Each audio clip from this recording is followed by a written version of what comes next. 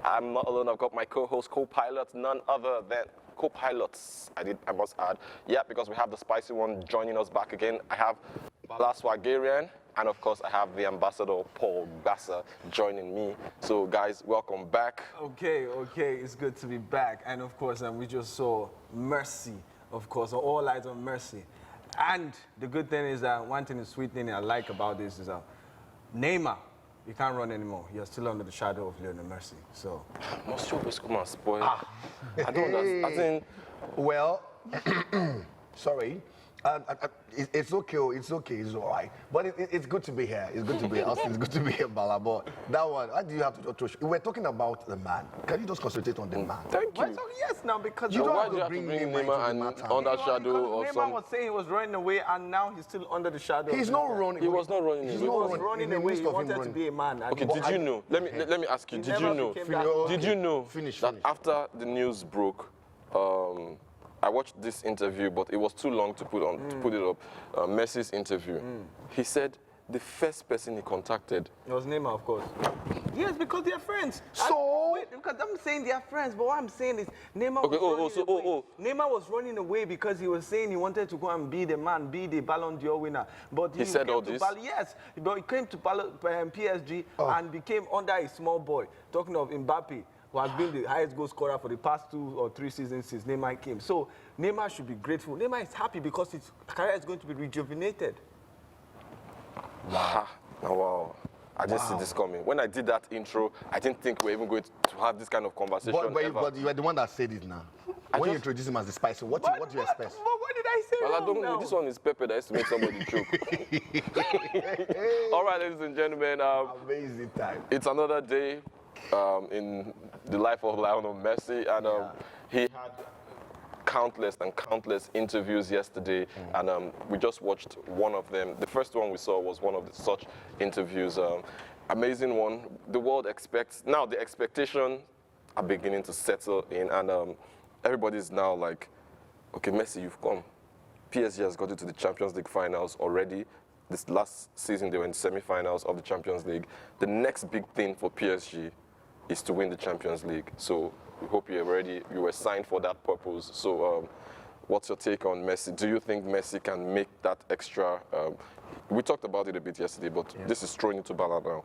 Do you think that Messi will bring the X factor that will give PSG that long-awaited and... Absolutely. He's going to bring not just the X factor, he's going to bring the Z factor. Okay. The finish factor of this. Messi is two-man. If you call Neymar, I'm not taking a swipe. Why leave Neymar alone? Whatever you're going to say. I'm not taking a swipe You at are. Neymar. You are. You are. If we call Neymar a two-man, a two-person. If we call Neymar a two-person, you know, sometimes one footballer can be like two-person in the team because he can do everything. He can actually score free kicks, he can actually do this and do that. If Neymar is two-person, this guy is three-man. He makes the team 15.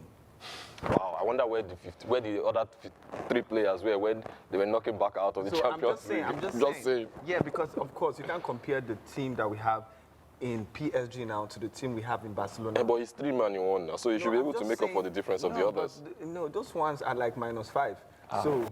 So that's why I'm saying no.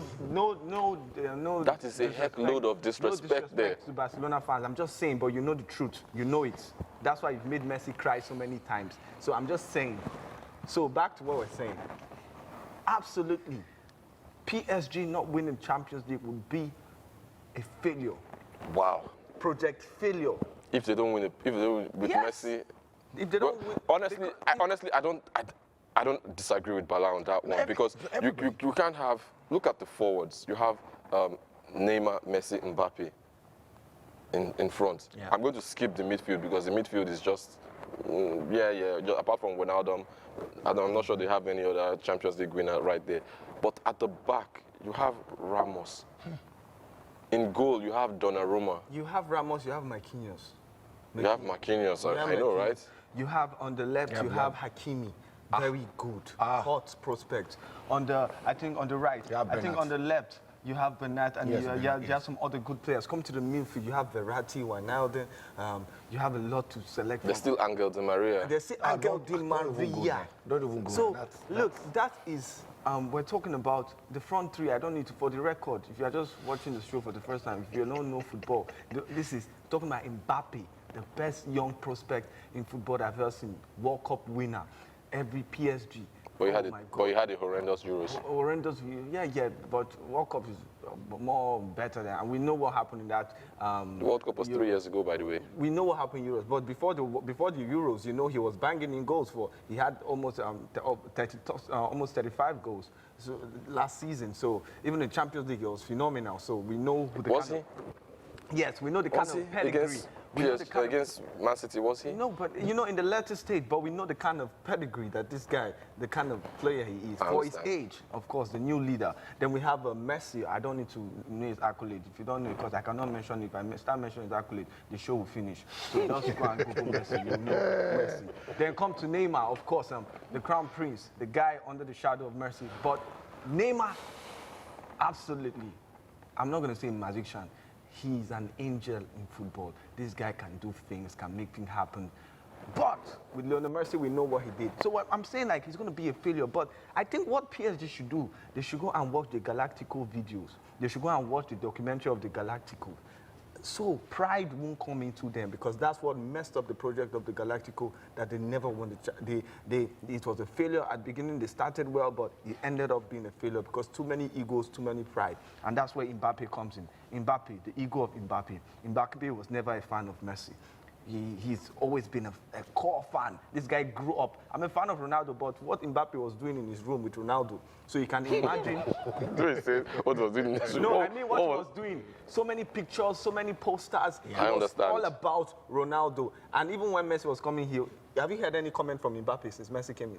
No, but it took him round. It took him round. It took him round. No, I'm saying, but have you heard any comment? Or when you've seen so much excitement in the air from so many other players, you know, all the PSG players, it's no coincidence. We've not heard from Mbappe, such a young man. He should be so excited, like, oh my God, Messi is in the team, the king is here, or give him accolade. But you've not heard anything from Mbappe. That rings a bell. So we need to cut all those egos. Allah has come more. Those egos need to be tamed for them to be a success, because you need a full body. If the head or the leg is having issues, then that project is going to be a failure. All right, I'm sure the Chelsea fans right now at home are wondering, Austin, what's going on here now? What's going on here now? What's going on here now? Like, Is seriously. it Messi we want to eat this morning? No, we don't want to eat Messi. I'm putting you guys on a cruise. And it's working, right? Yeah, It's it's working. working. It is working. It is working. So yesterday night, yeah, Chelsea disappointed me, and they won the game. Even though I predicted 3-1 Chelsea, but somehow deep down in my heart. You know, I told you that. I said it yesterday. What did you say? I said clearly, Villarreal will have most of the play in the midfield, and it's going to go to the extent. And I said I do not like penalties because anybody can win. But this match was looking at the possibility of going to go forward, go to extra time, go to that level. I said that. Yeah. And you're asking me, I should be specific. I said, but this is what I'm saying, because I know that for both teams, both the Yellow Submarines and Chelsea, you don't have high scoring. They don't score high goals, like that. So they'll play most of everything. First half was Chelsea's. Second half, Yeah, it was a game of two halves. was a game of two halves. So when you have such things like that, anything can happen at any given time. We know already. And like I said, Tuchel have done something very great with Chelsea with the defense line. So it's not really easy penetrating them. So at that point, you know that, give it to them. And you see, it's more like mistake, counter-attack, and how fast these guys can respond. And that's what happened. Yeah, if we'll see the highlights in a bit. One thing I must say, like you rightly said, the way Tuchel has built the Chelsea team, it's difficult to break them down. Yeah. Most times, they are the architects of their own failure themselves. Simple. The first, one of the chances that they had and hit the bar, defensive blunder by the keeper himself, Mendy. Yeah. The second, the goal itself, ridiculous pass from Rudiger. I was shocked.